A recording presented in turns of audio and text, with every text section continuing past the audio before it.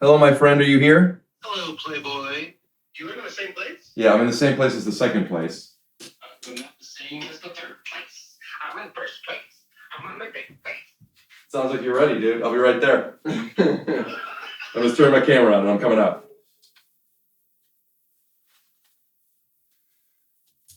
Can I go to the bathroom? Sure. Will you follow me to the bathroom, please? No. Okay. Oh, God. Go into the bathroom. Pete, can I get you something to drink? Your magic mind? Yep. Hello. Hi. What's your name? McCollum. Great. So he's going to be like a thing? I could put him upstairs. I'm just being curmudgeonly about the most adorable dog, and I'm sure people love him. You want the goods? On my butt. On my butt. Get on my butt. You know what you want. Do you want me to bring the doggy somewhere? Yes. Weird, man. Sorry, Alvin.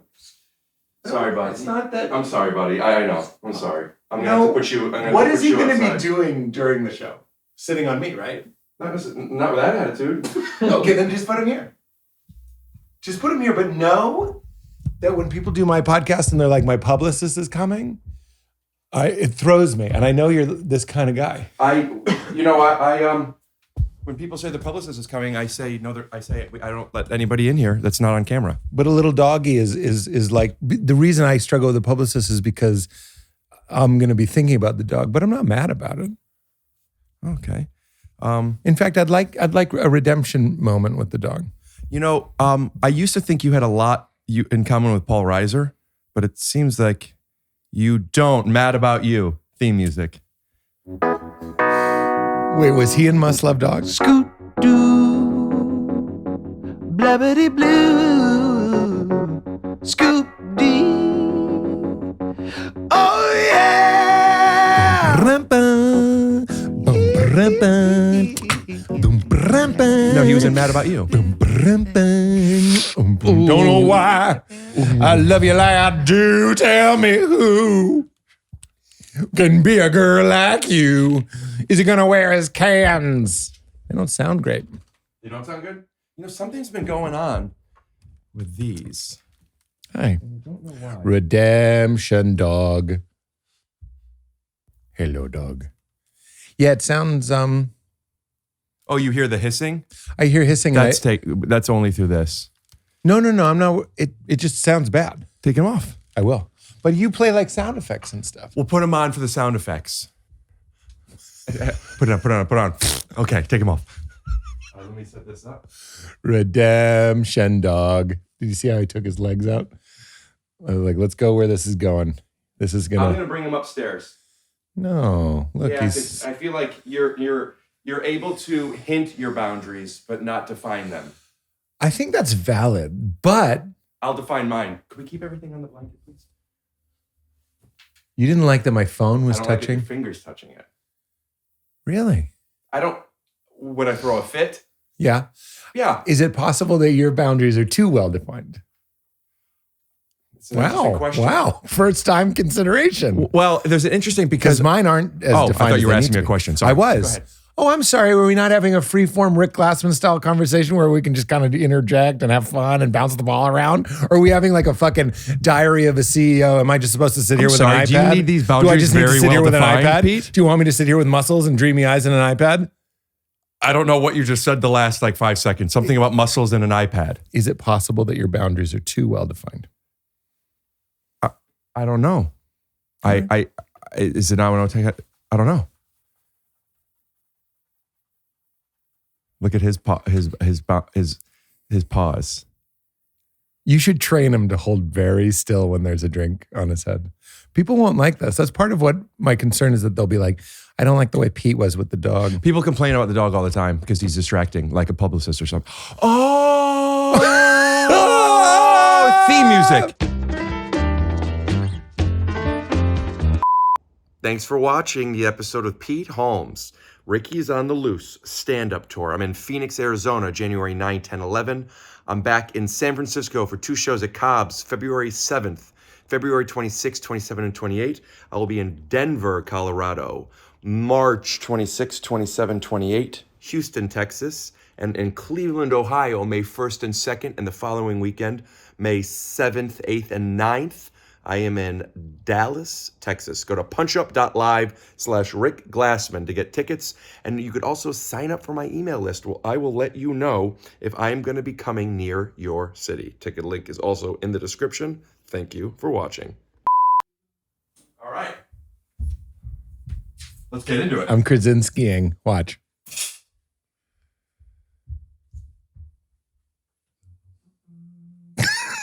Wait, it's actually, I'm selling John Krasinski short because I'm not doing it well. I'll feel you zoom in on me and then I'll do it. Feel you zoom in on me, and then I'll do it. Wait. Subtle. He does it very well. Yeah, he does it a little bit better than you. I see. No, you do well too, though. You didn't see. The problem is you're looking into camera and instead of McCall. looking into the people watching it. I think it's a mindset as an actor. That's good. Yeah. I took the note. Yeah. I think that one was better because I took the note. Very good. Krasinski. It's actually, he didn't create that. No, I know. Lucio Ball did, but they couldn't use it because they didn't break the fourth wall then. Oh, she would do it? I don't know. I'm just making conversation. I'm a big fan of Crashing, the show. Not doing it. Not I actually meant not the crashing movie. into things. What's that? The movie? Yeah. The movie Originally is it's called called Crashing. There's a movie called Is This Thing On, which is it looks great, but it looks very similar to Crashing. It's a movie? Will Arnett plays a divorced Oh, guy. yes. Jordan Yeah. Jensen's in it, I heard. Yeah. Mhm. Bradley Cooper is directing it. Mm-hmm. And boy, are my arms tired from paying for the movie tickets Getting my too money fast. Getting my money so felt bad. fast. Yeah. I need you to always know when I'm going to look to you. Is that possible? Hey. Hey, you. How are you, Rick? Good, thanks. How are you? It's nice to see you. I moved the interview up 15 minutes.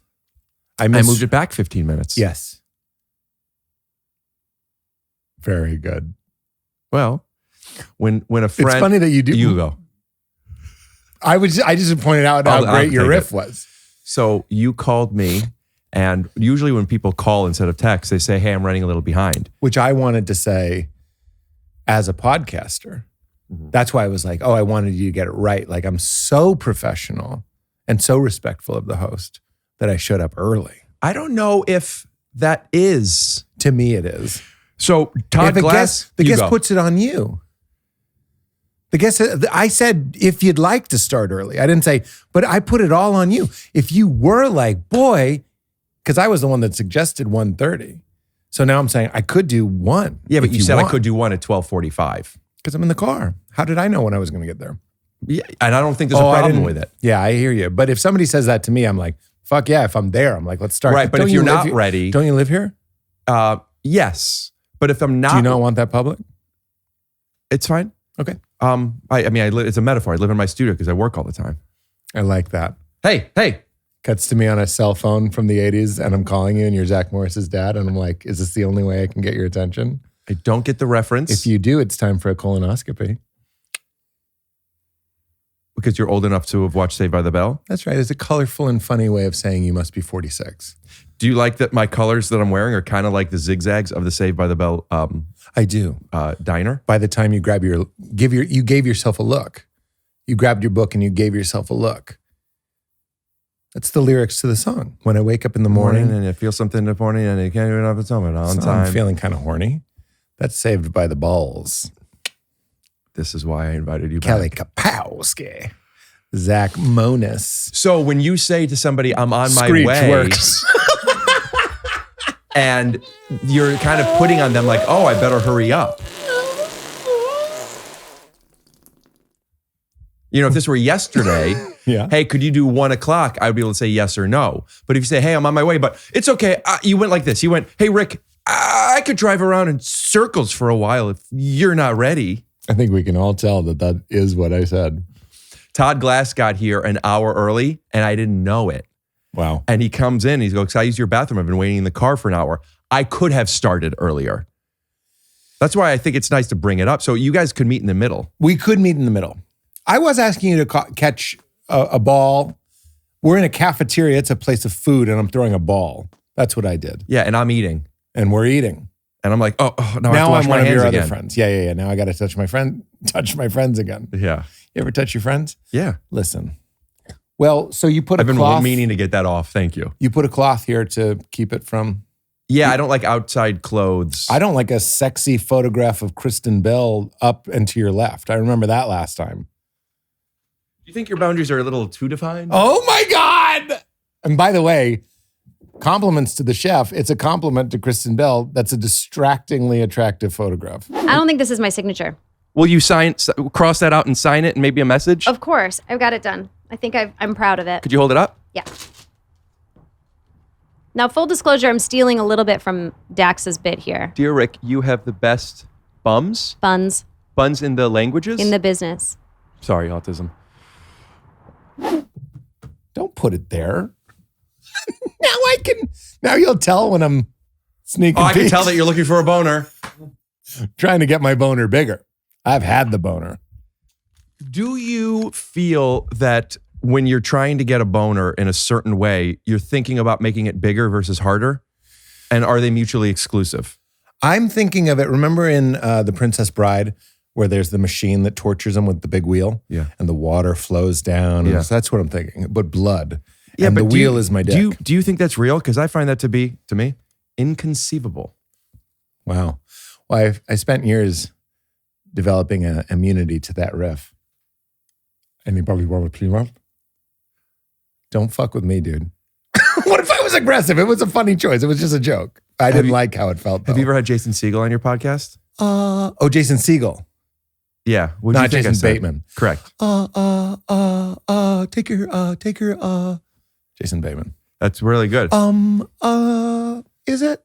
It's not. I know. That's what my Jason Bateman impression thinks of that impression is that good? It's not good. Jason Segel does do you want anybody want a peanut as well? want a peanut? Yeah. Took Andre the Giant a barrel of beer to get drunk, sometimes two. Hello, pretty lady. Anybody want a peanut? Does anybody want a peanut? Hey, do you guys want to say bonjour? Do you think that Mr. Liner? more people know Saved by the Bell that No. watch this podcast? The people who watch than this Princess podcast are Bride? more familiar with The Princess Bride than Saved by the Bell. I would love to, in the comments, if you're familiar with one or both, let us know which one you're just familiar with. Just say Princess Bride if you're more Put familiar. PB. No, because what if we do something later with almond butter? Almond butter tastes like an idea. Peanut butter. Where are you going? I'm pressing mute on my office computer. Yeah, that's where your computer is. Aren't you kind of sad that Apple, that's the new, remember when Apple monitors were like round and kind of fun? You know what I'm talking about? They look like PC monitors now. Right angles, thick. This isn't an area of interest for you? What's up? Well, no, or sorry, say what you said again. I forgot that you're not my only camera, that there's this camera. I could be enjoying that angle. Yeah. But I love that you agreed because the classic Mac thing, I miss it. No, Yours- I'm enjoying this angle. Take a look. I don't want to. Oh, Just talk about your crashing show and when the next season's coming out. I'll be right there. it's very good. It's very good. People do ask me that, and I'm like, yeah, we're just taking a 7-year break. You know what's funny is I was in Toronto and I went to a massage parlor where I really loved, the massage was fantastic. And then at the end, the woman did offer me a hand job, which is the first time that's ever happened. They usually just do it. They usually just give it to you. Well, yeah, usually they start with it, and then I get the massage just awash in shame. Why? I think that it should be a happy beginning. That's what I'm saying. That's not what I'm saying. We already said it. Say it again. Say stuff bad about black people Why do you pick them? because they're my favorite. That was so good. Gotcha. That was so good. Dear Black Internet, look what Pete Holmes did when he stopped being as Christian as he used to be. That was so good. I don't know why. I'm always very impressed with you and think you're very funny, but for some It's funny reason, that's impressive. That part's impressive. Well, I just like it's not you were funny, and it shouldn't have surprised me, but it was extra. There it is. I bet last time I did the podcast, we talked about Krasinski. I didn't know that you were a big fan of his. I do love John Krasinski. I think he's fantastic. He's just not just on my mind that much. Yeah, it's one of my go-to riffs if there's a camera that you can mug to. Isn't it interesting that You don't want to hear about the hand job? I do. All I want to say is the massage was so good, and I really needed a massage. Mhm. And I kept thinking I was trying to telepathically say, please don't ruin this by saying, do you want a hand job? Because I could kind of tell she was very cavalier with my ass being out, for example. Like that were was you one not of the wearing ways- underwear? It was a nude. Most massages are nude. When you go nude, you're letting them know that they could ask you. If you're wearing underpants, they don't ask. Incorrect. Oh, maybe in a place like this. Is that what you're telling me? I don't mean at a Arby's. No, I'm saying like, look, you go to a Four Seasons, you go nude. Nobody's asking you for You don't the get fifth season. You don't get. I hated it. You know, I'm just kidding. loved You it. don't ever get jerked off at a Four Seasons? No, I make them watch. No, stop this area. Why don't you Stop like black this people? area. Stop Why don't this you like black area. people? Stop this area. They're my favorite. All right. Sorry, Black Twitter. I was wrong. Thank you. It's on your. All All I want to say is all I could do because I couldn't telepathically. She was very cavalier with my ass being out. There was a moment where she spread my legs, and I knew Huey Lewis and the News were in plain sight. So if she you was. get that, you might be a redneck. It was insinuating that it was a sensual massage, but I was so sore, and I'm 46. Please help me. Yeah. I can't massage myself. Does that make sense? No. I can jerk myself off. I got 10,000 hours. I don't need your help. I can't do this. So please just Jason do. Bateman. I don't want you to jerk off my enormous cock. You don't. Your eyes say I want more, but your face. I just think that I'm watching you the way people watch me, and I'm thinking like, Is this what it's like? just keep going with the jerk off stuff. All right, fine. All I'm saying is I was trying to telepathically say, please don't ruin this. I don't want that. Why telepathically? Really? Do you feel like maybe your boundaries aren't well enough to find? Quite possibly. You mean you would say just when you got the sense that there might be a hand job offer, I would accept it. you would accept it. I think so. Yeah. I like that. I think I would accept it. I like your candor. If I don't want it and I won't accept it, but all I want to say is I'm not going to say that to the woman, especially in before. case you don't know. And she's also maybe not going to offer. So all I can do is just be as flaccid as possible, which I had no problem doing. Brag alert. That's what I'm saying. I'm the Elvis Presley of being flaccid. And all I did, so I was like, I've never had an erection in my life that I didn't give the executive order. Whoa. The 2-key turn. That's an crazy. exaggeration. I'm a comedian. Have you done it? Have you done comedy? Have you tried it? I mean, Have I don't you know. given it a dabble? I don't know if what I do is comedy. I would say it's an expression of art, and it's funny a lot of the time. You're just being you. I actually would believe that. But of course, I've had involuntary erections. But for the sake of folly, I've had, let's put it this way, I've had my balls like sonogrammed and stuff. You ever have a sonogram? Remind me what a sonogram is. Gel and it's how they see if you're pregnant. That's an ultrasound. Ultrasound. What's a sonogram? That's what I'm wondering. What's First base.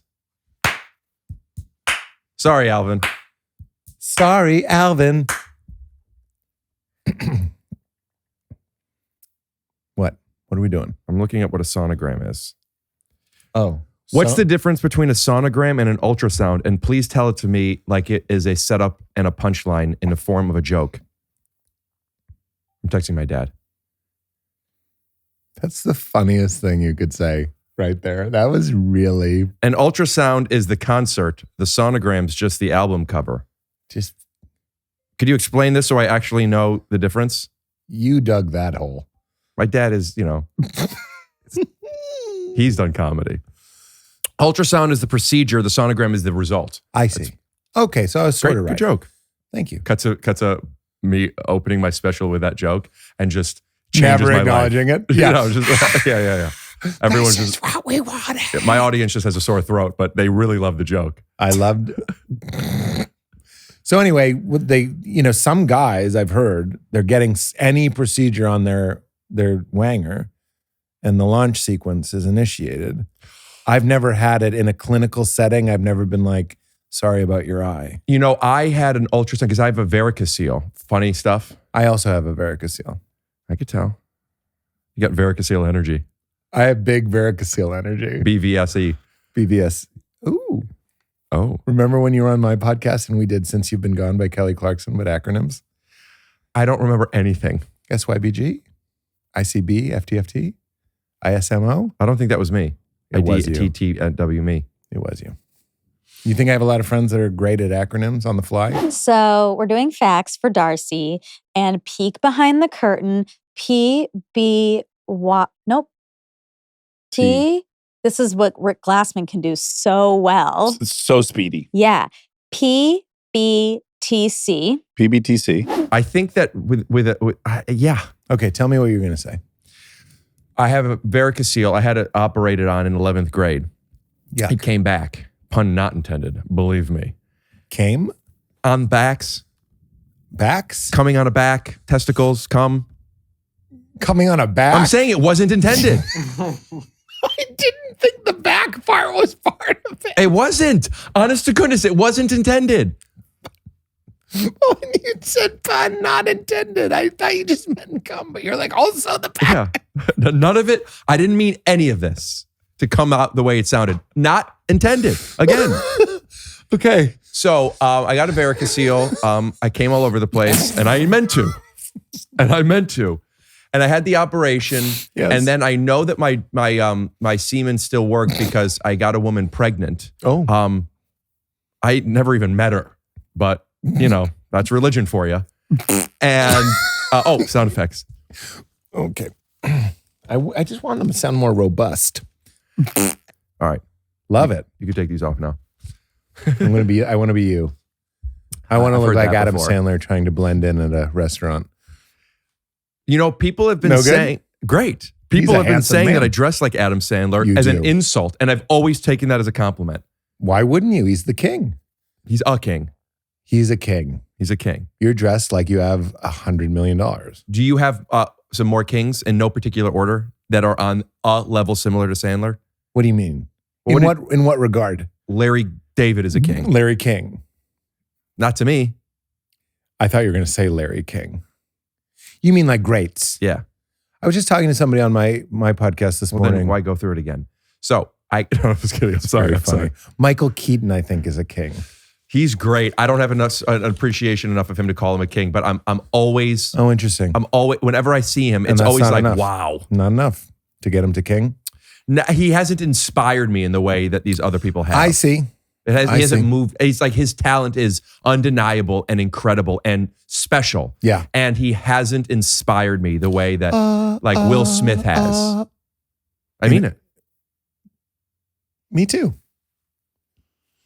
So the varicocele came back, Oh. and that time I meant it. I'm sorry. That time you were going for a cum on the back. Yeah.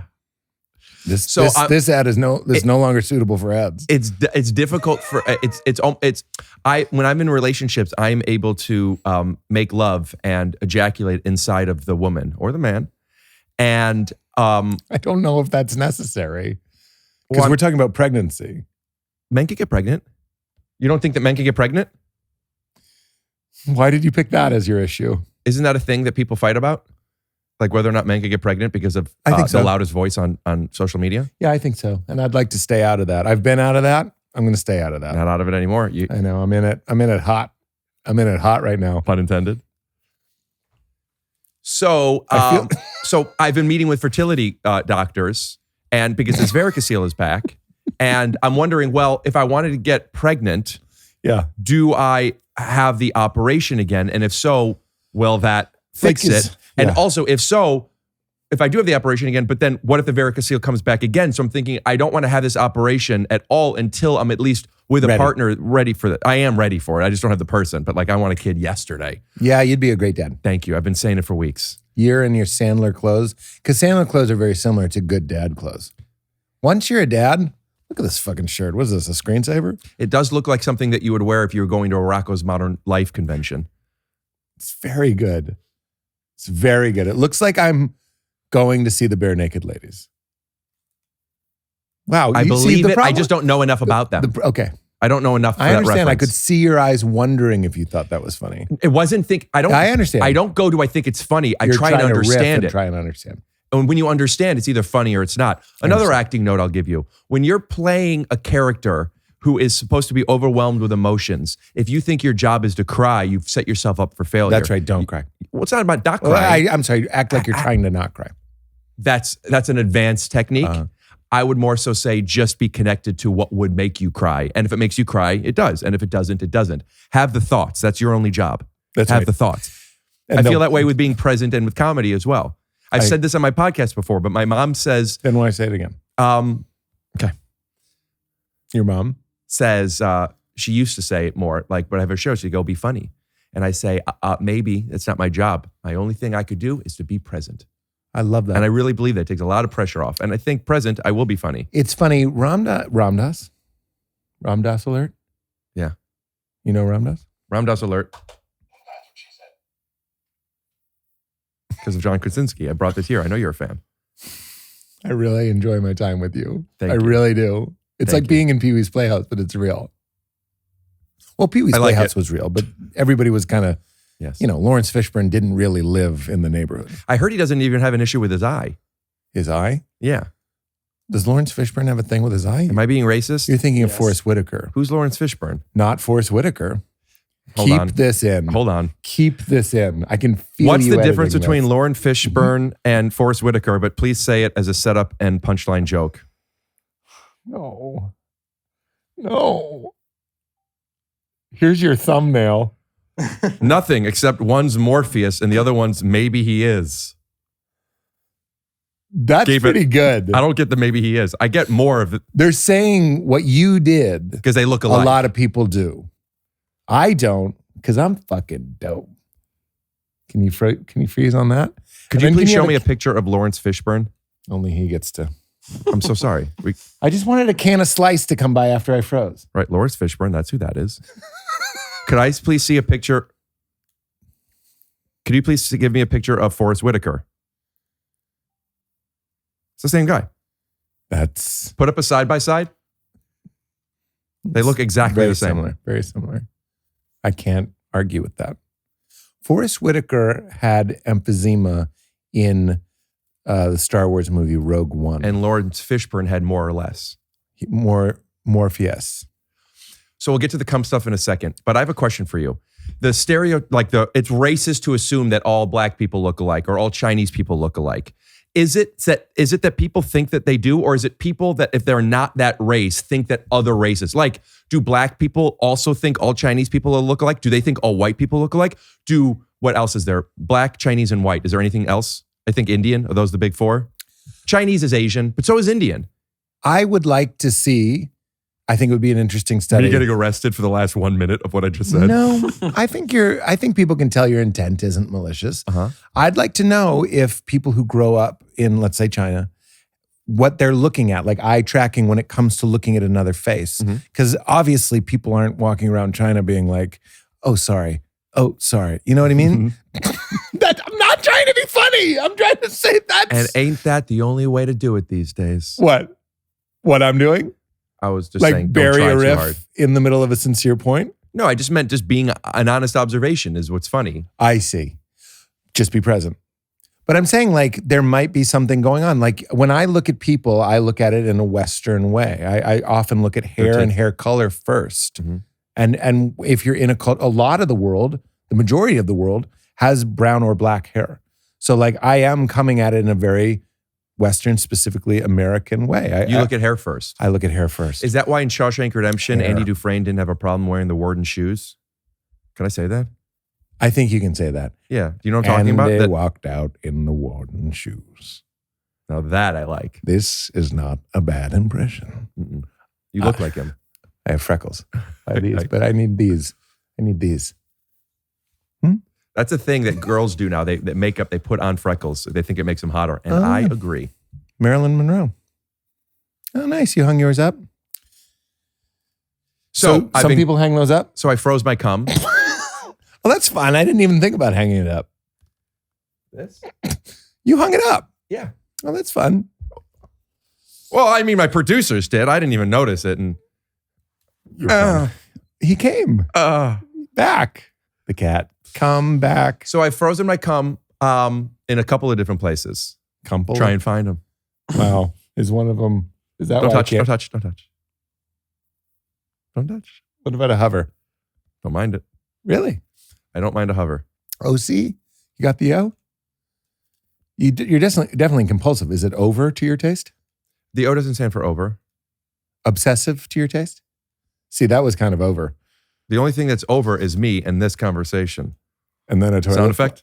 Toilet flushing. Toilet flushing. Toilet flushing. Toilet flushing. Funny. Funny. What else? Funny. What else? I sometimes open my set with what else. That's It good. doesn't get the laugh I want it to get. It's very good. Let me rephrase. It doesn't get a laugh, and I want it to. What else? What else? What else? How long are you pausing? Because the setup of that joke is tension. The punchline is what else? What am I? What am I? Don't. Do you say patronize or patronize? I was just getting the pen out. I mean, like, sometimes you really do take my breath away. You really do. Like, that is so Thank funny. you. It took my breath away a little Thank bit. you. I'm not even, this isn't a bit. Don't use my hand job story as the clip. I might tell that story on stage. I don't mind that it's in the show, but can you not clip it? Tell him. He's the one that picks them. Okay, thank you. I was happy to do it on the show. Like, I brought the goods. Yes. I was like, I want to be a good guest. I I'll tell understand. the story. But if it's a clip, it really gets different. You don't want it to be the sonogram. I want it to be the ultrasound. Right. Hi, my name is Dick Crease. And I'm Dick Crease as well. And together we are The Rick and Creases. Pete. I thought I knew what you were going to say. The creases. The Creases, yeah. Decrease. There was a reason we were talking about fertility, or there's a reason I brought it up, and I don't remember Oh, what it you're was. going to get your varicocele, but you're going to wait and you're going to be a Yeah, but good that was- dad and you're Adam Sandler. And wouldn't it be kind of haunting if I took us beat for beat back to here? No, I think if there's anybody who's been on this podcast before, nobody, you could do it. You were one of the 18 people that could do it? Lil Esther. No. Gilroy. Yes. Holmes. Yes. Trying to think of other people. Probably. No. She's never been on. She's been on, she just came on her third time. I was going to say. But I don't think she would be able to remember do that thing. Oh, It's a certain skill I set. see. I was asking, has she been on? 3 times. Yeah. Yeah. She knows the talent. This is your third time. Am I a beautiful woman? That's the thing, man, or woman. A lot of people feel the need to define what a man is and what a woman is. But you know what I feel a need to do? I feel a need to allow other people to express their beliefs without me judging them. I could disagree. What do you mean? Is it because I called her beautiful? Like I'm having some sort of ownership of her? Or No, you labeling asked her? if you are a beautiful woman. And I'm Oh. saying that's not for me to decide. Okay, I thought I stepped in it again. That I'm like taking ownership, or like putting her in a category. Like she's here for my pleasure. Like, oh, you're beautiful. Like, why do I have to have an opinion on her appearance? You should be, you know what? I don't Grateful call that Dak Shepard the handsome guy. You know what I mean? Why? Maybe I should.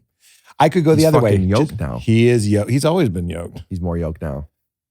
I believe it. Me, Zach Braff, Dak Shepard. Put up all 3. Can you tell the difference? That is so funny. Do you win awards? The big Chinese cat? Okay. I just don't know what bothers people. I don't. I really don't. And part of me, I want to understand what upsets people and offends them without feeling controlled by it. So I want to be able to make the choice that I'm okay with this, even if you're not. But there might be some times where if I said something and it upsets somebody, the fact that it upsets them actually makes me not want to do that. So I want to have the information, but I want to be able to be the one who chooses. You know what? Fuck it. Here it is.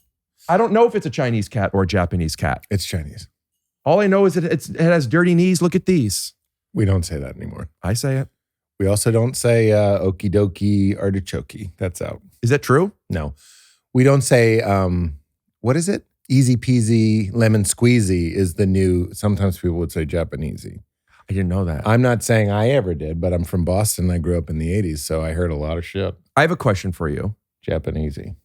As a comedian who grew up in Boston and you've heard a lot of shit and you do a lot of jokes, do you ever find that you see a certain type of culture go pee-pee in your Coke? And is that wrong to acknowledge? Like, not all stereotypes are true, but, you know. Mute your shit, bro. That's. Mute your shit, bro. I'm trying to interview you for running for office, and I've been so disrespectful. Meanwhile, you don't stop saying the N-word, and we bleep them every time. Bleep it. That pee-pee in the Coke thing, that was very funny to me. Yeah. The way you said it. What do you have next that you want to talk about? On my hand? It looked like, let's see what else. I sort of obsessively make sure I have an aura ring, and it's supposed to be, you would too if you wore this, I feel like. You use that as a wedding band? This on the back. Yeah. It's my wedding band. Was your wedding sponsored by Aura? It was, and Mountain Dew Code Red. I had to say I love you, but not as much as Mountain Dew Code Red. And then she said, "What? That's extreme." And then a giant dildo came out of the wall, like the Kool-Aid Man. But he said, "Oh no."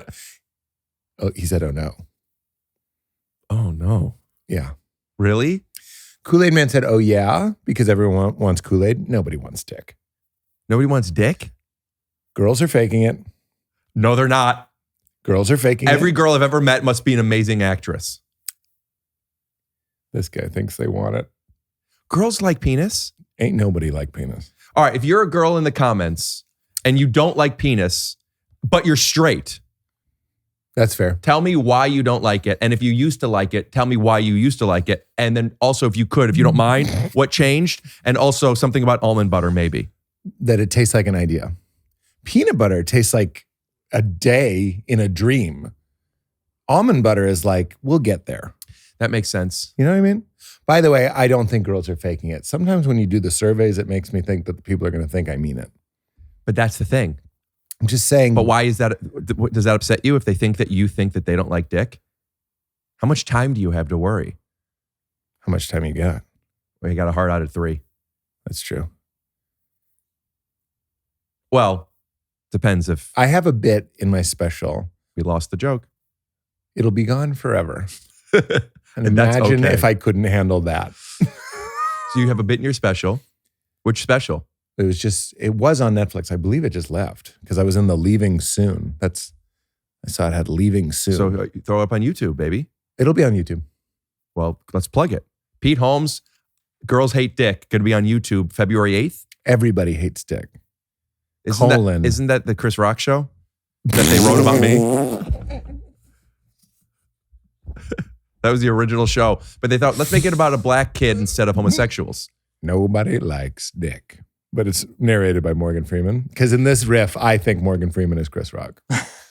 My man. I get a lot of thinking face from him, but I get the checks. Wait a minute. Do you think you don't make me laugh? Because you've said that now, I think 3 times. I'm counting 4. Well, the first one wasn't funny. I mean, you're just a true talent. And look how well, look. I actually usually go over further this way. Yeah. And because you're tall, I thought I wanted to cover this other side. You did well. It's like planning for an orgy. Lay down the rubber sheets. Yeah. I used to plan for them all the time until I found out. The orgies? That everybody hates Chris. So I had to just invite girls over. Everybody hates Chris. I've never seen that. Maybe I have, but I don't know that show. And I hear it was fantastic. Everybody Hates Chris? Yeah. I heard it was a great show that I never got into. Did you watch it? No. You probably watched Malcolm in the Middle though, right? Are you saying Malcolm in the Middle is the white Everybody Malcolm Hates in the Chris? Middle is to Everybody Hates Chris as Full House is to Family Matters. Tell me I'm lying. I like it. Thank you. I was much more. I wonder why, because growing up, Family Matters, Fresh Prince were near the top of my list. You mentioned how much you love Full House Step by Step wasn't. And I didn't think of it as I'm watching people who I don't relate with. Like I didn't think, of course there's some episodes when Eddie gets pulled over and when Carlton gets pulled over. Like I understood, oh wow, That's black where we people. learned DWB. What's that? Driving While Black. Was that was from Will Smith. Well, it's from that episode. So like that was a moment where I was like, oh, that's a different culture than mine. Yeah, but yeah. I never felt that way watching those shows. I know what you mean. I love that we keep walking by neighborhoods that might be tricky for us to traverse. But I don't think we ever left there's the something- neighborhood, and it's a scary neighborhood. You almost. I almost what? I think I'm just thinking it's a violent, scary neighborhood. you almost Because said. online, people get mad at you about stuff. Yeah. What I'm going to say is I actually think you're right. And in the 90s, I watched Family Matters and I watched Will Smith, Fresh Prince of Bel-Air. I called it Will Smith. Hi. I had an Ensure for lunch. Hi. I'm just saying, I have to say that. It's a Jeez, you have so sponsor. many I sponsors. have so many sponsors. Anyway, I do think it was less of a, we're just in such a time of picking sides. And I don't, can I tell you this, by the way? I was driving here and there was somebody with a huge American flag on their truck. And I immediately just was like, like just kind of got like a bad feeling. That this guy hates Jews? Yeah, maybe.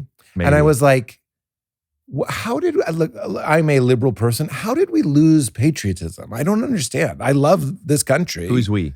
Liberals, like the Democrats. Like I understand Democratic presidents and stuff, but it's not our thing. I'll tell you. The 4th of July is not our thing. I'll tell you why. Country music. I know the reason. We should love all these things. We should love it all. Because the liberals on the gross side of it have decided that inequity is America's fault as opposed to human nature, not making an excuse. And because of all the bad things that America has, that has happened in America, and it has, Yes. which is not exclusive to America in great part, is like, well, by loving this country, I'm now condoning slavery and these things. That you actually, And I that's great. think it's a very Good explanation. small-minded point of view. It's okay to hate these things while still recognizing progress exists. I'm with you. And it's hard. Yes. It's hard to have nuance in a world that's so loud. Clip it. Don't clip that. Well, I'm saying What is this, a TED Talk? as a metaphor, but like because things are clipped, it's headlines. I'm saying It's things true. taken out of That- context. Well, that's good. That's very good. I'm just like, remember Chappelle had that great bit about flawed allies? I don't remember. With Remind Me me. Too- when do Me it, but Too do it was with his happening. voice. When Me Too was happening. I do old Chappelle. I do Chappelle killing them softly, Chappelle. Hey, man.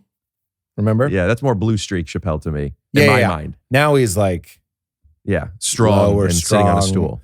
but when he was like, I'm letting the baby. The Yeah. baby comes out. Baby's got to fight. Baby.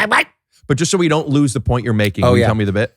He did this very interesting, funny bit about how when Me Too was happening, and he filmed the special when Me Too had just started, that I think that Ben Affleck tried to come out and say, I'm on the side of this. This is good. This is important. And they were like, you touched a titty. Like they went after him. Okay. And he was like, we need to, they went after them. People went after him. And he was making, I think, an interesting point that we need to maybe have flawed allies. And what I'm saying is also a flawed country and also a flawed individual identity. Like we all let ourselves down sometimes. It might be just your thoughts. It could be your behavior. Who knows? But it takes a wise person and it takes a wise country and it takes a wise movement to go like, let's not always be black and white. I'm not saying I could fix it. You're I'm just saying Puerto nuances. Ricans, Chinese, and Indian and stuff as well? Hmm? You're saying we should also have like Chinese and Puerto Rican and Indian? Is that Andre the Giant playing the bass? Does anybody want me to play the bass?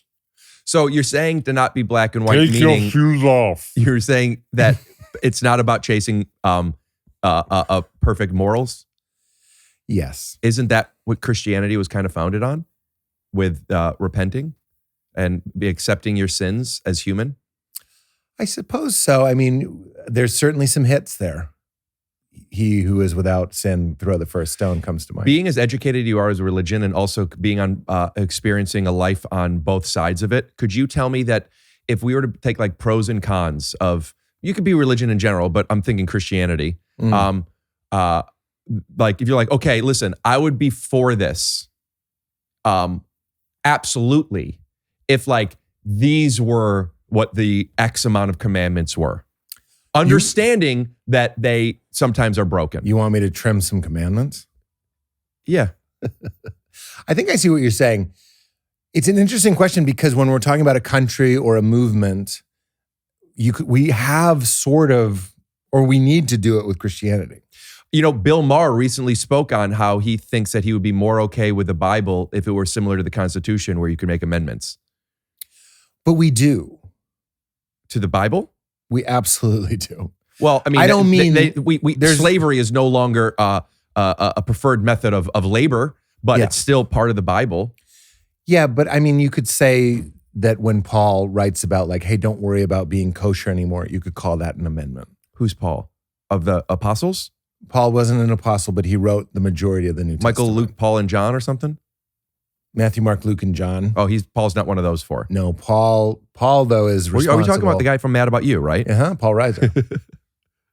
Bum, ba-rum, bum, bum, ba. Paul wrote what would be considered the theology of the New Testament. So when you've heard the idea that Jesus died for your sins, right? Mm-hmm. That sort of came later. That's what you want to hear a fun one? That's called Pauline theology. But wait a minute. I thought Jesus died for our sins and that wasn't written until years later anyway, like a couple hundred years. Like it's 150 years. King James Bible, was that the original? Or is that what Paul wrote? I'm not a scholar of this, but Constantine, I believe, was the one that was like, hey, guess what? That guy you murdered 150 years ago, actually, that is the original religion. That we're going to go with that because there was like a small sect of people that followed Jesus and kept it going. But when the Bible was like canonized, written down, that was 150 years later. Oh, and the King James celebrity aspect of it was the first to use the printing press, I think. I think so. It was also just a wildly popular version of the Bible, still is. Yeah. It was written in 1611, the King James Bible. 1611, nice, bro. That's 80 years before the Salem witch trials. Hi. But tell me what you think that the Bible says that if people believed it and preached it and practiced it, that we would be more forgiving and understanding of our imperfections outside of the evil aspect of things. Sure. Well, it's interesting. It's a very interesting topic. Jesus wasn't the only one that said, love your neighbor as yourself. He wasn't even the first. That's what I mean. It appears in many, many. So you set me up? You wanted to? I'm a big fan of Shiva.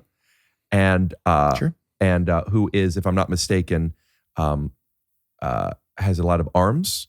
And she used to hook up with Goro from Mortal Kombat. That's very good. Thank you. Loved Goro. Love a claymation villain. Never quite scary. I can see you're made out of Play-Doh, bro. Play, bro? Wait, why Play-Doh? In the game? He was clay. Goro was clay. Were they not all clay? No, quite famously, Midway was like, not clay, no way. That Reptile is tasty. Which is the secret to Scorpion and Sub-Zero. Throw up some pictures. All obviously Lawrence Fishburne, but with the masks, with a green, an orange, and a blue mask. Can one of them be Baraka? Yeah, okay, it's a little racial, but I get it. You're saying Obama? So Jesus, where Jesus is unique. So that's just very much sounding like Trump. So where Jesus is unique, one of the ways he's the best. That just always works for me. It's a very funny way of talking. Not specifically Trump, but when people have good impressions. Rick Glassman, he's a wonderful. Take your shoes off. You got to take them off. You walk in, got to take your shoes off. My tiny little shoes. Does he wear it? I don't know if he has famously small feet, but he has famously small hands, or just famously large sleeves. Cuffs. Yeah. My hands are a good size. It's my tailor, wonderful tailor, horrible tailor. Which? But he thinks it's wonderful how horrible it is. Is he talking about the kid from Home Improvement? Jonathan Taylor Thomas is my tailor. You wonder what he's doing now? He's doing my suits. I say, Jonathan Taylor, JTT, make my hands look so small. Because then when I take my preposterously gigantic suit off, people will see that I have normal size hands. I couldn't do the impression and the bit. It's okay. It made me laugh. I love a laugh. Too happy. I love a laugh. The way you were saying it, I thought you were going to lean towards that, like there's kids in him. Oh. Like little rascals. I'm stacked up. I'm actually 5 boys, 1 girl in the middle. She's the strongest. She's a load-bearing girl. I'm stacked up like 5 children going to an X-rated movie. I got the idea from watching Voltron. Why X-rated instead of R-rated? These are horny boys. They are horny. They want to see it. They want to see the jizz. Pun intended? Oh, I didn't even have my headphones on. Toilet flush? So Jesus was unique. It's so stupid to go from Trump back to Jesus. if you want to have a fun fact, where Jesus is unique in his teaching is he was in my understanding, the first to say, love your enemy. So we had love your neighbor as yourself, the golden rule, in I think 6 or 7 different traditions from the same time or from similar times. But Jesus was unique when he said, love your enemy. It's kind of like you just have to, like when they make The Lion King into a live action movie in order to be nominated for movies awards and stuff like that. They have to come up with a new song. Simba was Jonathan Taylor Thomas. Yes, he was. Oh my God. All right. Anything you want to plug? My tiny hand. We did it. Go to PeteHolmes.com for all his tour dates. I go to all his shows. How weird is it that it was Jonathan Taylor Thomas? Yeah. I mean, that's the Kevin Bacon game, but with Jonathan Taylor Thomas. And you go from Jonathan Taylor Thomas to Jonathan Taylor Thomas and you call it a day. Yeah. Jungle to jungle. Jingle All the Way, Arnold Schwarzenegger, Kevin Bacon. Arnold Schwarzenegger's vegan now. Is he? Mm-hmm. Is that true? I'm plant-based. Is he really? It's true. I'm trying. That was Scottish. That was like groundskeeper Willie. I'm going to call him. Can I tell you one of the funniest things I ever did? It was a video called Axagon, where it was Arnold Schwarzenegger and he did a spray to make his accent go away. Me and Oren Brimmer did it.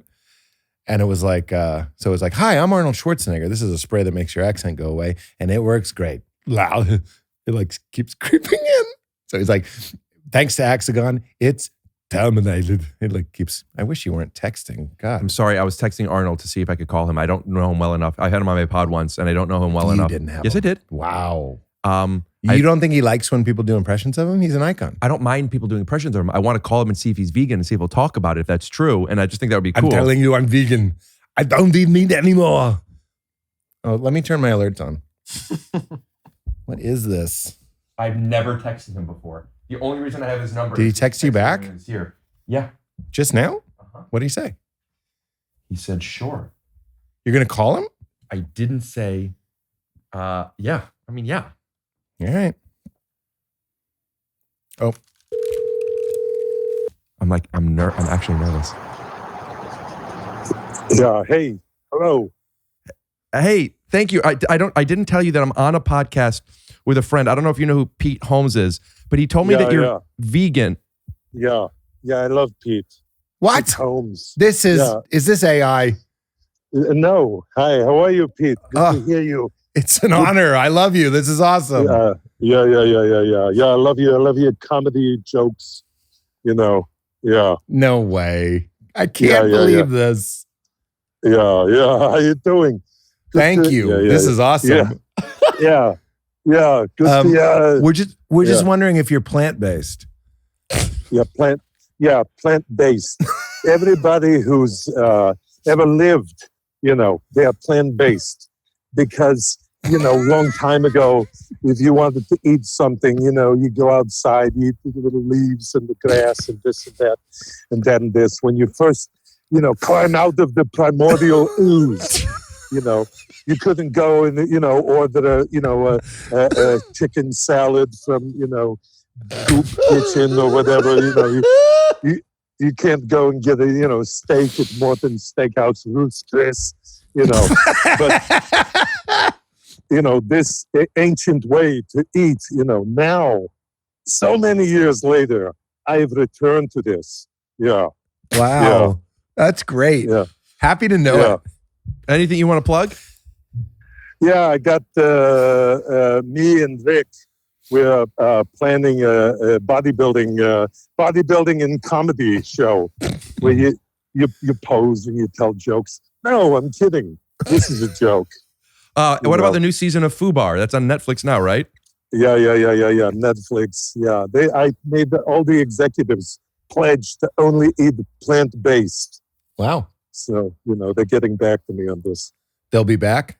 And anything that you want to plug? 7 Tools of Life. Are you doing another book like that? Yeah, it's called 7 Tools of Life plus 1. What is that plus 1? Hammer. All right. Thanks for letting us give you a call, Arnold. Okay, Ricky. Take it easy. Bye, Pete. Bye, Arnold. Weird that he said take it easy instead of hasta la vista. I mean, Maybe he is vegan now. that was incredible. We were talking about You're Jesus. telling me about Jesus? Careful, you might get a boner. It's just incredibly erotic. I find that no, you can just have that up. I think it's funny because of the context of it. Yeah. So I bought that on eBay and it had a signature and I didn't believe it was her signature. And I asked her and she said it wasn't. So then she signed it for real. Well, it's clearly not. Yeah, but these people are selling naked pictures of people and having fake signatures. I don't mean that. I just mean like, yeah, I'm not surprised. You know, people ask me to sign stuff and I am particular with what I'm willing to sign. And one of the things I don't sign is a blank piece of paper. And I'd like to tell you why. I dated a woman once and she told me that she doesn't sign blank pieces of paper. And the reason made sense to me. And even though I don't have that same fear, I don't like this possibility. Here it is. She once signed something or knew somebody that signed something. And then they printed a fake naked picture of that person. But it was their real autograph, which almost makes it as if, hey, it's like signing a contract or signing a check before there's a written number on it. So it's the confluence of like the oldest thing in the world, which is like, if your name is on something, it must be real. Yeah. And the newest thing in the world, which is I used a computer to make you naked. Yeah. Well, there's some newer stuff. Huh? There's newer stuff than being made naked on the computer. What do you mean? I don't know what you mean. I know there is, but well, what do you that mean? came out being naked on a computer that's not real. I mean, probably 20 years ago. Yeah. But now you can ask AI to do it. So gross. Really? I think so. You get the hand job, but you draw the line at a... You're talking about it from a happy ending? Yeah. This is a hypothetical, by the way. If I'm getting a massage, I love massages. And there's often a part of me that feels when they go a little, and I don't take off my underpants when I get a massage. I just don't. Take off your shoes, leave on your undies. Yeah. I think when you take off your underpants, you're inviting them to jerk you off, to eat your ass, suck you off, fuck you, stuff like that. I just feel like, at the risk of sounding like a snob, like any place that's nice isn't going to offer you that. And it doesn't matter if you're naked. Okay. Well, I don't like your response. It made me kind of feel sad for you. Say it again. I feel like most reputable places, massage envy, you go there, you take all your clothes off. They're not going to do that. Okay. Edit in my original okay.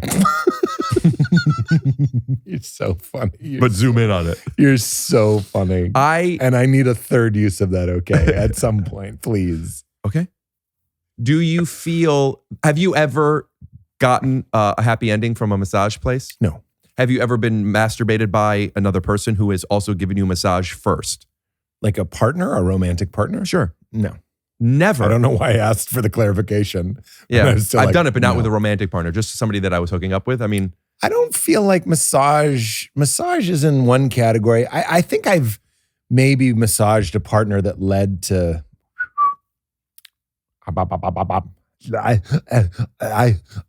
plant-based. I don't know what you're saying. I'm plant-based. You don't see a connection in massaging somebody then getting busy with them? I do. I just think I've so trained a part of my brain to be like, massage time, not erotic time. So to me, massages don't equate to eroticism. However, being relaxed and present in a moment and in touch with my body, Completely agree. That's a great place to get hard. I understand. So we're here. We're queer. Can I tell you something? And we are going somewhere. Yes. Can I tell you something in deep sincerity? Breath work that leads to intercourse. Chef's kiss. Cut to a clip. But it's Arnold being like, I love kale. I was just picturing you doing breath work and then getting blown. Yeah. Do you have that?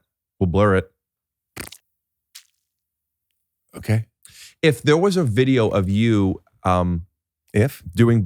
when there's a video of you doing breath work and then getting busy with a partner, and if it were to have gotten leaked, and the public knows that this is an invasion of your privacy, this isn't that you're creepy, it's, oh, that sucks that that happened to Pete. I like that that's their take. Yes. Is there any part of you that feels like, look at that though? On my best day, let's say I'm dying and I'm letting it all go. That's your best day? No, I just mean like the most surrender, the most just like who cares about anything. I would be like, you know what? At least I showed the world that breath work is a great companion to sex. And I'm going to tell you another one because I feel like you're going to like it. Getting your feet above your heart for 15 minutes puts you in your parasympathetic. What is this, Dr. Huberman? What am I, Dr. Andrew Huberman?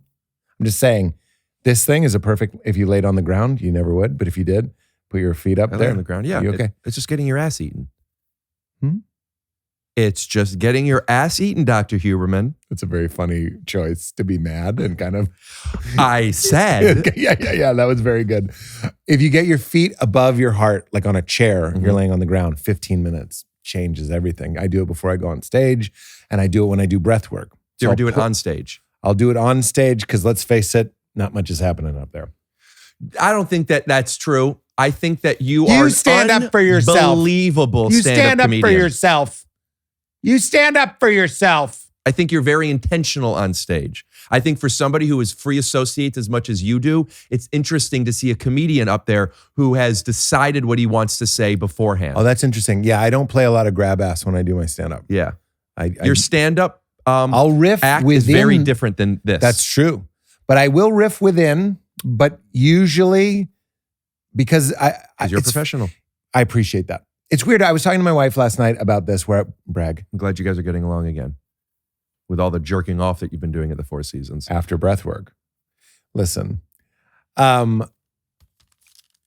like my stand-up. And that's taken a long time to get to that place where I'm like, if I forget the bit and I watch a clip of it, like if I watch an old, I'll be like, you're in the audience. I like this. I like what he's doing. And I'm not that way with everything. I think people think I am pretty good at loving myself, self-love, that sort of thing after breath work. But like, I'm proud of that. We had that conversation last night. I was like, this feels good. It feels good. I've been doing stand-up for like 25 years. And I've gotten to a place where I'm like, I mean, I could see how someone might not like it, but I'm like, I like it. I would like that. And that's like, I understand think, a good thing. I've been doing stand-up for 18 years, and I always felt like I will be good at this. In the past, at most 2 years, but this past year, since when I've been touring a lot, I feel like I'm good at this. And I never felt insecure that I wasn't good because I knew I would be. Yeah. I believed I would be. And still, maybe I'm not, but just the feeling of it. I'm get like, you. Wow, I'm like, yeah. And I love it. It's made me like stand up a lot more. Yeah.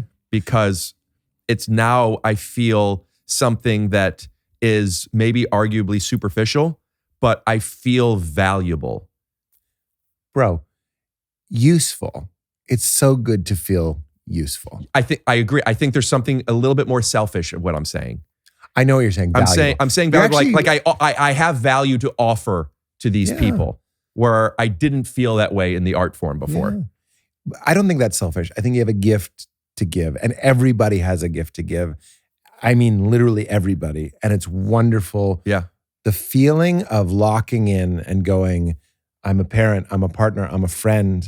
It doesn't matter what the profession is, but when you're doing what you're like wired to do and sharing what you're wired to share. And have decided, for better or for worse, this is where you're going to put a large percentage of your life into. Well, what's beautiful is what you decide to put a large percentage of your life into happens to be the thing that you're wired to share. Right.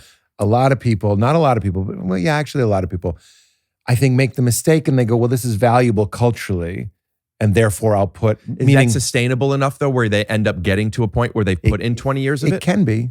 I don't know. That makes sense if they're in a job that maybe they don't mind, that pays well or enough. But I'm actually talking about people who see, for example, that stand-up comedy, when I started, it was 2001, and it wasn't what it is now. And a lot of the people that were starting, it felt more like Dungeons and Dragons. It was like, you know what I mean? It was like misfits and broken toys going to open mics. And now it really is I'm grateful to see how it's exploded. And as a result, it becomes a little bit like the NBA. You get people who aren't good at basketball. I'm not putting anybody down. It's just not good. I know you're good at basketball. I just mean like someone like me, for example, when I was a kid, I thought about being in the NBA because Michael Jordan, you know what I mean? because it's what culture was celebrating. Yes, and if you ended up playing basketball and getting good at it, you would continue. But if you weren't wired for that, at some point you'd be like, this ain't for me. What's tricky though, and you know this already, is with stand-up, we don't know if the basket's going in. Some people... We're seeing it right now, just buckets after buckets. But tell me what you're saying. Facts. But there are people that you can delude yourself longer at things like acting, writing, stand-up. Why? Because there's so much time in between at bats? That's I like that. I think that's true. But I also think it's less quantifiable whether or not you're doing well. Right. Laughter. Some people bomb and they think they did well. And that can last a long time. And then there are people that do find success. It doesn't mean you're not successful, but there's some people that might find success and it's not written in their marrow to do it. I just think if you're putting so much time into something, for example, and I've thought this about myself before, I have been doing stand-up since 2007.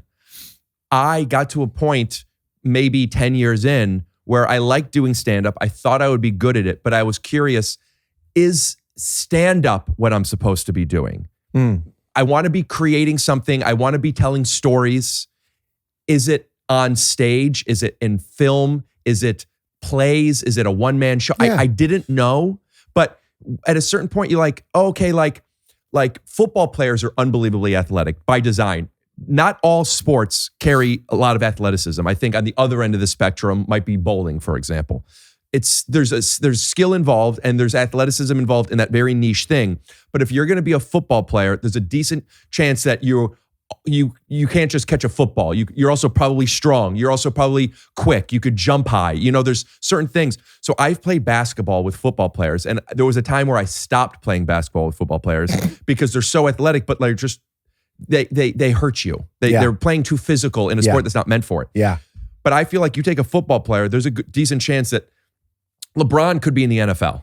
He might have been in the NFL and not played basketball, right? Antonio Gates didn't play.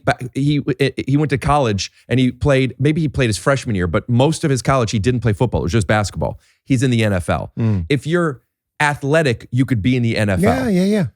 The analogy is if you're something, and I don't know what that thing is, if it's funny, if you're an artist, maybe you think you should be playing the piano or you should be a singer because you're able to do these a little bit. But like at a certain point, 10 years in, I don't think you're going to keep doing it. I don't know. You know what? I'm contradicting myself because I see stand-up comedians that have been doing it for a long time that are frustrated that they haven't become successful in their mind, where I feel like, well, maybe I could be a little bit judgmental of what they do. Like, this isn't for you. So yeah, maybe that makes sense. You could keep all that last 2 minutes in. But I do think that's less about them as a comedian and more about their lack of self-awareness. It's interesting. I think hyper-attunement, self-awareness, sensitivity to response is so much of what comedy is to me. Yeah, I think it's paramount to being an artist. And I'm not saying that in any like, what's the word I'm looking for? Like, pejorative. It's always pejorative. But when you say artist, I go right to visual arts, and that's not true with painting. They're not painting to be hyper attuned with how it's being received. With stand-up, if they're painting to express themselves, they are. What they choose to paint, how they choose to do it. I don't think they're as locked in. I think a painter would agree with this. It's not being co-created with the viewer. Stand-up is being co-created with the audience. Okay. So the craft is, not the voice. I'm not saying on stage what I think the audience wants to hear. That's not what I'm saying. I'm saying what I want to say. But their response, I think the skill, a majority of the skill, Arnold? Yes. A majority of the skill is noticing where they are, how they're feeling. How did they understand me? Did they like it? Do they want more of that? How should I yell? Should I lower my voice? Should I comment? Should I be big? Okay, I'm where not do you stand on changing. musicians then? What's that? Where do you stand on musicians then? I think it's very similar to music. You're saying painting or stand-up? Stand-up is similar to music, and the audience is the instrument. But what about musicians who are writing in their studios or in their home by themselves and then they bring it to an audience. But they're still creating the thing isolated. But why does the music change when they start playing it live? I'm not saying there isn't influence, but I'm talking about the intention. I see what you're saying. I see what you're arguing now. It's possible to consider the response, but what a stand-up is doing, they're doing that live. So maybe if you painted live and you put a swoop of you're orange talking about and they're performance. like titillated and you're like, oh, more orange. Yes. I am doing more orange. They're maybe projecting a future where somebody who likes orange might see it. Just different I believe timelines. that when people get into any type of art, they're doing it because they feel some type of meditative feeling, some type of expression. They're learning something about themselves and or what they're interested in. And I guess if you have somebody who's painting an apple, I don't know enough painters, but I think that when we're moved by something that we see or that we hear, it's in part projection of what we think the artist was doing, and in part where we connect to that. Without a doubt. I'm talking about the experience of the painter. My experience as a comedian is in large part informed by the sounds I'm hearing. In the same way that our conversation is informed. That's why I keep remarking on your face. When he laughs, the vibe. I agree with that. That's my talent. I think that's my main talent. I think I do like the way I write jokes. I like the way I structure hours. All of that is great. But what makes, if I may, I think what makes me special in all the ways that a comedian can be special, what makes me special is my attunement. That's all I'm saying. And I don't think you can be attuned if they're not there. You can attune with a phantom, an idea.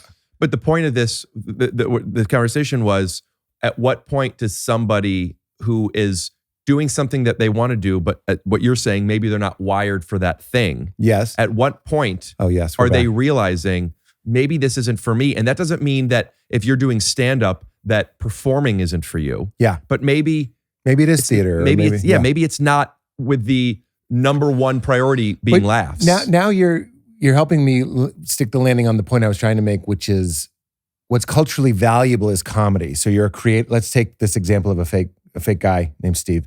Steve is creative. And then he looks at the landscape of our culture, which you can't help but do, and go, oh, look, comedians have podcasts. Comedians are celebrated. Comedians are paid. So they might be more likely to try stand-up like or when podcasting. people go to law school because they think that's something that can make them money. Right.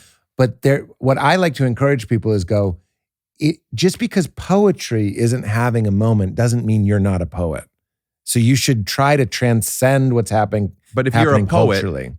If you're a poet and you're good at it, maybe you won't know how great you are if you don't do it with music behind it. Maybe you're a songwriter, is what I'm saying. That's fair. I think we're saying different things. What I'm saying is you have an ability and you're practicing that ability. If that ability doesn't translate, if a football player shouldn't play football but should play basketball, that's what I'm saying. But if you're really athletic, chances are you want to find some sport. So if you are on stage and you're loving it, but it's not working for whatever reason. If you're a poet, I'm saying you're still working on the muscle. You just haven't framed it for yourself. Yeah, that's right. And you could actually make the other point. You could look at culture and say, I'm a creative person. I think I could play football or basketball, like what you're saying. And then look at what's having a moment. And it would be totally valid to lean into that. That's what social media has become. Finding the trends of things, and you're writing for the algorithm. So I'm saying both. I'm saying I understand the savvy. Do you think it might make more sense if you better defined your boundaries? In life. Okay. Can I pee real quick? Yeah, it's funny. I mentioned this once to somebody. You could go on a podcast about you, because last time you didn't ask me. You just said, I have to go pee, and you went, and I loved it. I'm learning you're rubbing off on me. You know what I mean? I don't. Bars and tone? Here you go. Here's your harmonica. I think I'm cutting my head off, and that I'll lower it. We don't have to change it, but am I right? Or am I in? It's right on the tip. Are you okay with him there? Yeah. I'm aware of it. Isn't that life? It's like, so there's a dog and you're like, oh, I'm aware of this dog. Like a thought maybe you don't want, or a feeling. And then the answer is always like, welcome it. Just pet the dog. You're saying it's always that way when it's a dog, or just thoughts in general? No, a lot of times it's sort of a paradox, but the way to get rid of a thought or a feeling is to allow it. Yeah. So Isn't that what meditation is? that's what I'm saying. Meditation is like a universal yes to all things. Do you feel that improvisers would make good meditators and vice versa? And why? Well, it's funny. I do think someone like you does have, even though, your brain is very active, high processing and all that, I think there's a good opportunity I think you would be good at it. I've tried it. I don't quite understand what it means enough, at least consciously. Like maybe I've done stuff that's meditative, but like I've listened to apps that have done it and walked me through things. And I think I liked it the same way I like, doing some stuff that I don't keep doing. Yeah, I understand. But I don't think I've allowed myself to recognize the benefit enough of it. Well, you're bringing Rick. out this side of me, which is fine. Okay. I'm into it, but you let me know when you're done.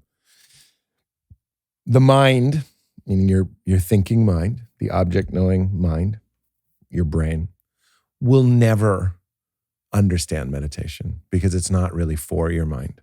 Your mind knows objects. It knows things. It knows me right now. It knows my voice, knows the contents of what I'm saying. It analyzes it, has its opinions and takes. Meditation is like, a good metaphor is the screen and the movie, right? The screen is what you're resting as when you're meditating. The movie is stuff of your mind. So you're which asking, is the ultrasound? very good. You're asking to meditate is like being a character in a movie and saying, I'm now going to become aware of It's this. separating it, right? No. Isn't my understanding of it is recognizing it's like the fact that thoughts are something that we are quite literally creating. I didn't mean to say no so quickly. Yeah, that's fair. But really think about if we were characters in a movie. Single cam? Just see, this is why I don't want to talk about. No, I don't not mean it. negating. I don't mean it like that. That's what I would say if I was frustrated. Like this is why. That's a good but saying. what I mean is, fuck you is what I would say if I was angry. But I really want you to hear this because it's a Okay, I'm compliment. listening. I don't really like explaining spiritual things to you because you're so funny. It's like going to Burger King and talking about kale salad. Let's just eat Burger King. But why can't we talk about kale salad while we're here? We can. I mean, You're just so funny. I appreciate I that. just mean like, okay, we'll do it. And you just keep those jokes coming because they're so good. That's all I'm saying. Okay. Don't let me get too serious is all I'm saying. That's a blanketed statement. It really is because that's a blanketed statement because Your blanket just fell. Oh, but sincerity and comedy are not mutually exclusive. And I've said that I agree. many times, as much as I've said it's not a blanketed statement when the blanket falls. I'm going to sneeze. Don't. I will. Don't. Go like Not this. Does that work? That's what cartoon characters do. No, I know. And they also shower like this. La da da da dee, but I'm not going to do that. Yes, they do. Okay, so anyway, I'll go. I really think if you sat with the idea that the mind isn't invited into the room of meditation. I'm sorry. Very good. That your experience is appearing in what we could call a field, like a knowing field. I'm not following that part. Close your eyes. You hear my voice? Mhm. Where does it appear in your experience? I'm picturing you. Don't on the picture couch. it. Where is it? Where are you experiencing it? Could you reframe the question? Couldn't be more literal. Where is this experience happening for you? Well, I mean, it feels like in the room, but in my mind, I guess. Okay, I like in the mind, but you could just say in your awareness. Sure. But as it is when my eyes are open. Oh. It's appearing in what we can imagine to be like the empty space of this room. You are a field of awareness. I don't mean literally. I mean in your experience. The sound of my voice is appearing in this field of awareness. It sounds Hold like on, you're we're not referencing done. just data. It's not data. It's your experience. Or you tell me if it's your experience. I'm sorry. I know you want me to keep my eyes closed. I think I'm just confused. Well, we're gonna keep going and see if we get anywhere. Okay. Not anywhere because we're already there and there's nothing to do, so it's fine. The dog is on your lap. You feel the weight of the dog. Where are you experiencing the feeling that you call the weight of the dog? On my lap and my arm. That's all concepts. Let's imagine you were just born. You've never had an experience. You don't know you're a person. You don't know you have a Right body. here. Here. Great. That was actually really exciting for me for you to say here, because here, everything experiences here. So I'm over here, and say something in your own voice. Say hello. How are... Okay, so that's closer. That was great. That's closer to you. But both the snapping, which is at a distance from you, and the rough road that you just said, both happened here. I'm going to say for you to investigate as a meditation, which might be more engaging to you, who or what is aware of this experience? Where are these experiences happening? What are these experiences made of? Because I would invite you to consider that they're made of the knowing of them. We think the sound of my voice is going in your ear and coming in your brain and being interpreted. It's just happening in this empty, space-like field of knowing emptiness that we could call awareness. I believe I'm capable of understanding what you're saying. I'm not right now. I hear that, and I actually think that's a really beautiful thing to say. Let's stop thinking about it and just go back to dancing. No, you could go back to it. It's something that's available, because I'm doing it with you as I'm talking about it. It's like my own voice, and this is the kind of experiences people have on drugs and stuff. It's like my own voice and your voice, if both of our eyes are closed, appear in the same place. They're in the same naked, empty, crackling, light-like, aware presence. And when we meditate, we rest as that. It's like a character in a movie realizing that they are, the ground of being is the screen, and so is everything else. It's all written on knowing presence. It's present and it's aware. And that brings us back to what I was going to say about the Bible. There's a couple parts that I'm really passionate about. One is when Moses meets God, the burning bush, God says, I am that I am, right? That's season 1. That's season 1. Season 1, episode 1. It's the pilot. I am that I am is maybe the most elegant, most brilliant, profound way of summarizing. I am that I am, or I am what I am. I am that I am. I am, so therefore I am. Popeye said I basically. am what I am. But does that mean I am, therefore I am? It means I am. Right. And guess what? Amen. Amen. Or a woman. I don't. A woman. Yeah. My church is so feminist. I go to church. If at the end of your prayers you say a woman, you might be in a feminist church. Now this is the comedy I like. If the grape juice they serve is a wine cooler, you might be in a feminist church. Uh-huh. If the baptismal allows a 2-piece, you might be in a feminist church. If they call the pew this smells nice, you might be in a feminist church. If they call the hymns hers, you might be in a feminist church. Great. Great. When you did the pews as in smells good, I thought that's great, but that's the furthest. Yeah. And then you found him, hers, which I would have thought have been one of the first or second ones, the most obvious that you didn't find, which I think is interesting for 2 reasons. One, consciously, that wouldn't be the order you would choose. Yeah, I know. And 2, that means you were at the end where you could then stop thinking, but your mind was seeing if there's anything else, and there was something obvious that you missed. And you Super being fun. done didn't let you miss like checking over there. Yeah. And I think that comes from a place of trusting yourself, of finding stuff. Sure. I love finding stuff. Yeah. And I love when people find stuff. Yeah.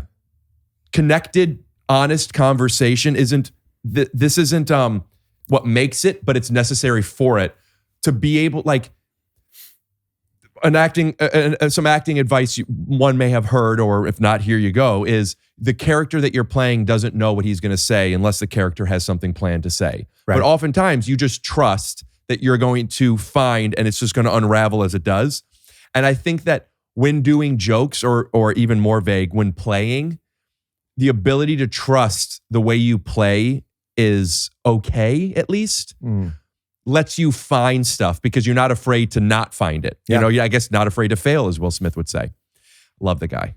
And the man's failed And look at him now. He's a rapper again.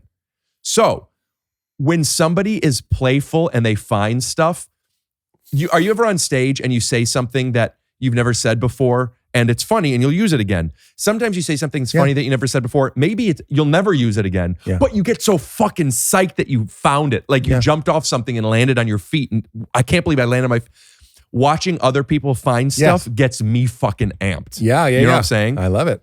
So when you were doing those things and finding them, I was just like, go. Find you know? It was funny, but it wasn't even about funny. It was just like. No, we like watching people. We like life. We like life energy. And like I mentioned, Michael Jordan, we like watching people struggle, experiment, and persevere. It's so fun. That's why we love Shark Tank and American Idol. I don't know if that makes sense to you, but I'm being serious. Yeah, it does. Absolutely. And that is, I agree with you. Cut to Shark Tank. Cut to American Idol. Show a Play whole the episode, song show a whole episode of each. This is just a pitch. A whole episode of Shark Tank. And also, we got to film this pilot. Which one? The Amend. Because I am. Right. Genesis 1:1. Yeah, and we could get, what's his name, with the drummer to score it. Lars Ulrich? No. You know, we're talking about, I think his name starts with a P. Who am I talking? Collins. Phil Collins. Oh, I thought you were saying those sound effects start with P. That was very funny. That In the Air Tonight drum fill, which is without a doubt the most famous drum fill of all time, no cymbal at the end. But it is, and part of the metaphor, but isn't that its own symbol? That we could stand out by being recognizable? Wow, cymbal. Played by Jonathan Taylor Thomas. What if I start crying? I'd love it. Wait, I don't get it. Simba. Oh, Simba. Simba, I have a lion cub. He's going to take over for me. Beautiful Vice President Lion. Here's your clip.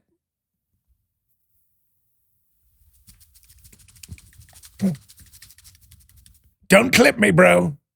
I was convinced that you were going to keep doing it, and so was I. And I was wondering how long it would go. I don't think that would be good for us. Our bodies or Yeah, our bodies. audience? Our bodies. Yeah, it didn't feel great. No. That's why I was How thinking old are about you how now? long would this go? 29.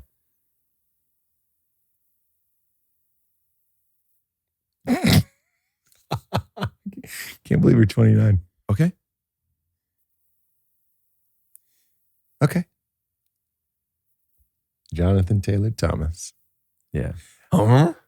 Mm-hmm. Fahim Anwar once made a clip or video or something where it used a transition shot from Home Improvement. Oh, that's fun. And he said he downloaded this Home Improvement transition shot package. And I believed him. And then a day or two later, I was thinking about it again. I'm like, there's no way he really did. And I still don't know. Yeah, you don't know. Because I'm sure that exists. Yeah. But I think he was just making fun of like, oh, I want to start using these transitions. I hope he does. Home Improvement is one of those shows that is just on the cusp of, I know it, but I didn't watch it enough.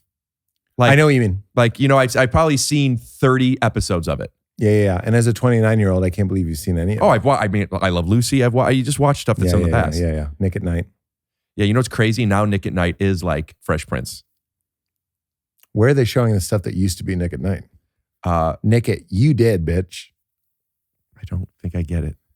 You're so old, you're dead. Oh, dead. I heard did. No. Oh, Nick at Night Night? Nick at Night. Nick at Late Night? What was when Conan was on after The Late Late Show? Night Night. I don't think he was on The Late Late Show. Conan was on after Letterman. Oh, and that was called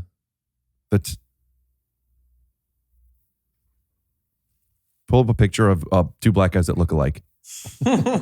Very good. Thanks. Very, very good. Sometimes things don't matter, but there is a place that needs to be filled. Does that make sense to you? Mm-hmm. So like, I knew what I wanted to say. I wanted to ask that question. I didn't want to unlock. I didn't want to go through it. But at this point, something has to be said. So I just said something. Sure. Because otherwise I would have gone like this. Never mind. And then it kills the momentum. And I don't mean even necessarily for the audience. I just mean in the play. Who are you dating that signs autographs? I mean, I've dated a fair amount of women Farrah? that, I mean, whenever they pay for a meal on their credit card. Or as Macaulay Culkin would say, credit card, you got it. I'm going to correct that a little bit. Credit card, you got it. Yeah. That was, what's his name's audition, but he didn't get it. Credit card, you got it. You know that talk Can boy? I be the voice in Home Alone 2? Andre? Please. Andre. I can be the talk boy. Let me be the talk boy. Credit card, you got it. Why would Kevin McAllister have a French accent? I do not have a French accent. I didn't even know he was French. Of course I'm French. Oh, it's you. What do you mean it's me? You said I'm instead of he. Of course I am. Of course. Did you know Andre the Giant? Is the Giant a French name? Le Giant.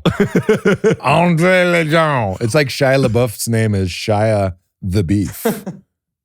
That'll never not make me happy on a I rainy think day. he's so talented. Shia? Yeah. He's great. I wonder what would have happened with the work that he does or would have done had there not been so much buzz around him being just like, oh, what's up? I'm the Beef. Because I really think from even Stevens, he has always been an unbelievably talented actor. Well, I was it LaBeouf fatigue? Because I mean, he was in. Remember when he was in Crystal Skull, which wasn't my favorite. Wasn't your favorite movie of his, or wasn't your favorite Indiana Jones? Indiana Jones. Of course it wasn't. But it also just wasn't my favorite. That's just a nice way of saying wasn't for me. Sure. I It doesn't remember, take away from him. I though. remember people. So he was a little bit hurt. Shia LaBeouf was a little bit hurt by, I think, Spielberg's. Wasn't it Spielberg? I don't know. I imagine. I mean, I'm sure he was at least a producer on it. Remember, okay, well, then maybe it wasn't Spielberg, but it was somebody saying like, we're going to imply that Shia LaBeouf is going to be Indiana Jones. Remember, he picks up the hat, he's going to put it on. He goes, not yet, kid. Yeah. I remember, how could they time that? I sympathize. How could they time what? The naming, the coronating of a new Indiana Jones. But I remember the vibe being like, the vibe ended up being like, we actually just want more Harrison Ford. But it's like LaBeouf got some of the guff, Shia LaGuff, from. That's where Shia LaBeouf comes from. As if he was like writing it, like, tell them that I'm the next Indiana. Remember, I think he got dragged. I mean, for people that. are probably upset that Chris Evans wasn't going to be Captain America anymore, but that's just people being upset for the characters that they know and played by the actors that they saw them as. I don't remember it being a thing. I have a hard time believing that the reason Shia LaBeouf, his momentum stopped, if you call it stopped, I guess, whatever it was. I don't think that helped. Was that they were saying, we know how you feel about Shia LaBeouf and you want him to be Indiana Jones. But that has more to do with Indiana Jones than it does to do with Shia LaBeouf. That's what I'm saying. I'm saying it's unfair. Yeah, I don't think that's what it was. I think it was that there was like some, I don't even remember what it was, so I don't want to just say a thing, but like there was an issue that happened. Yeah, there was something. Yeah, where then it kind of like, oh. Something happened. Yeah. Yeah, I don't remember either. Have you heard that story of in Fury, is it? Is that the movie? What, Fury? Yeah, we'll wrap it up with this. The tank movie with Yeah. B. Pitt. And I guess like and Barenthal. And he pulled a tooth out. Shia did? Yeah, he like pulled an actual tooth out in front of them to get him like everybody amped up and like blood and stuff. I think the story was told by Barenthal, right? Have you heard this? I think John Barenthal loves Shia LaBeouf, and I think that's been part of the rebuffing the LaBeouf name. Like they've been trying to be like flawed person, right? Shia LaBeouf pulled his tooth out on Fury. Just texting Arnold, see if he knew about this. I remember we were on set and Shia LaBeouf pulled out one of his teeth. Shia LaBeouf went to shocking extremes for his role in Fury. Whatever. Who knows if it's real? Is that how you want to end, with just kind of like an existential, who knows what's real? Was I even on the show? Theme music. Is that it? Yeah. We can come back. Anything you want to plug? Yeah, go to PeteHolmes.com for my tour dates. That's PETEHOLMES. A And lot of people think it's with an A. I am going to be dropping, probably around the time this comes out, it's probably already out. I have a special on YouTube. Is this the one that is off of Netflix? No, but that one might be on there as well. What's that one called again? That one's called I'm Not For Everybody. Okay. Oh, and that was on Netflix. It's no longer on Netflix. It's now on YouTube.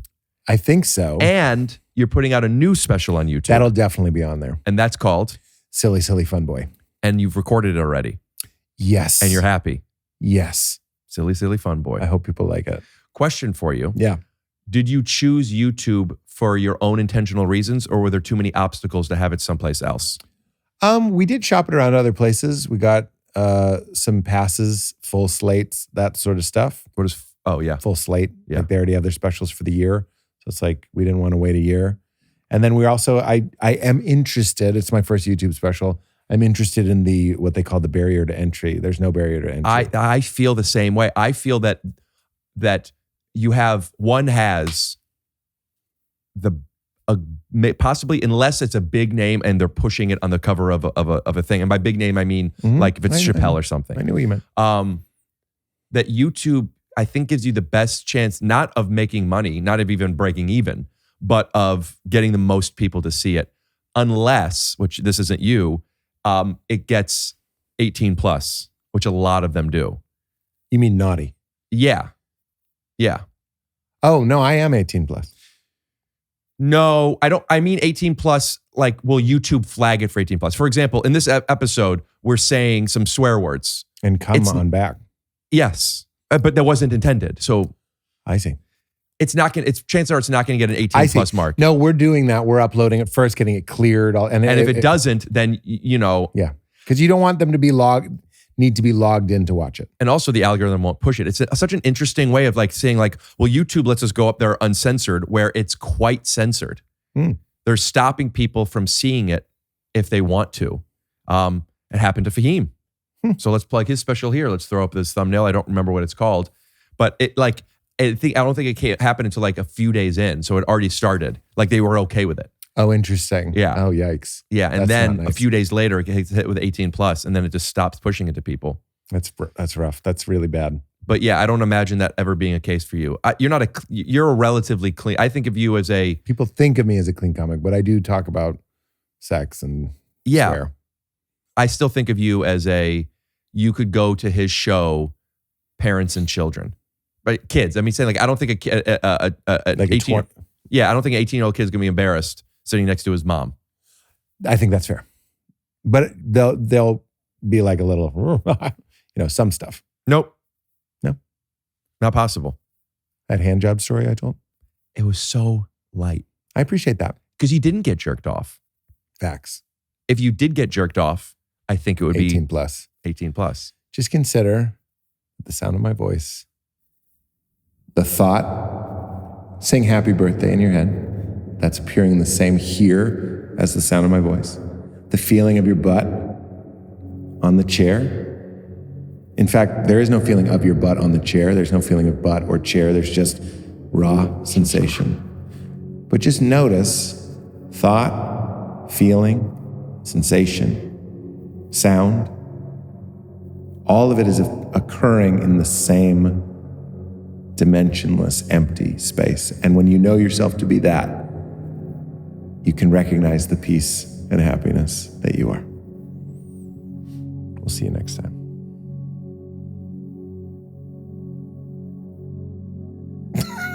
I'm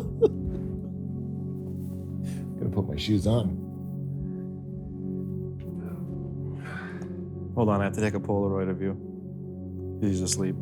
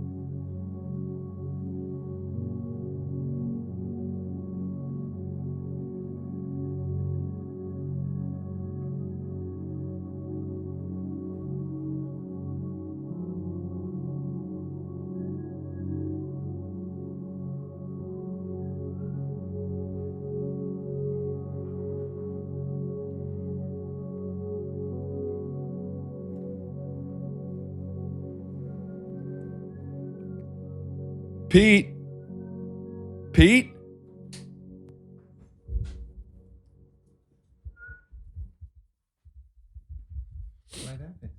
Oh, wow, you're right. Scoot doo, blabbity blue, scoop dee. Oh yeah.